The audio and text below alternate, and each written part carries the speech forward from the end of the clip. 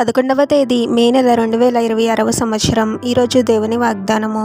యోబు 11వ అధ్యాయము 17వ వచనము. అప్పుడు నీ బ్రతుకు మధ్యాహ్నకాల తేజస్సు కంటే అధికముగా ప్రకాశించును, చీకటి కమ్మినను అది అరుణోదయము వలె కాంతిగా నుండును.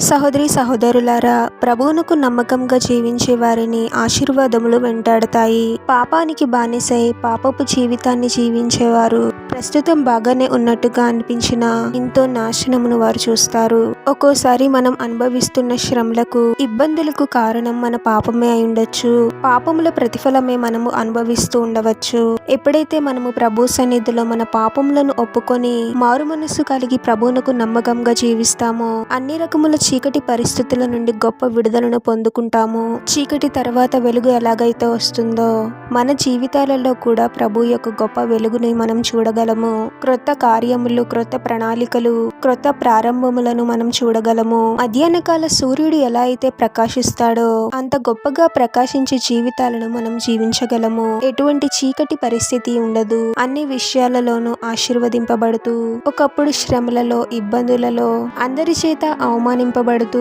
ఎటువంటి గౌరవం లేకుండా జీవించిన మనము అందరి చేత గౌరవింపబడుతూ మంచి పేరు ప్రఖ్యాతలతో మనం జీవించగలుగుతాము. ప్రభు అటువంటి స్థితిలో మనల్ని నిలబెడతాడు. ప్రార్థన. పరిశుద్ధుడవగు ప్రభువా, మీ పరిశుద్ధమైన నామమునకు తరతరములు యుగయుగములు మహిమ కలుగును గాక. మరొక నూతన దినంలోనికి మమ్మల్ని క్షేమంగా ప్రవేశింపచేసిన దేవా, మీకే స్తోత్రం తండ్రి. చీకటి పరిస్థితులలో ఉన్న మమ్మల్ని మీరే విడిపించండి ప్రభువా. మా జీవితాలను మీ వెలుగుతో నింపండి తండ్రి. దుఃఖాన్ని సంతోషంగా మార్చి అవమానమునకు ప్రతిగా రెట్టింపు ఘనతను ఇచ్చే గొప్ప దేవుడవు తండ్రి. ఎవరెవరి చేత మేము నిందింపబడుతూ ఉన్నామో, తృణీకరింపబడుతూ ఉన్నామో, అవమానింపబడుతూ ఉన్నామో సమస్తమును ఎరిగిన దేవుడవు ప్రభువా.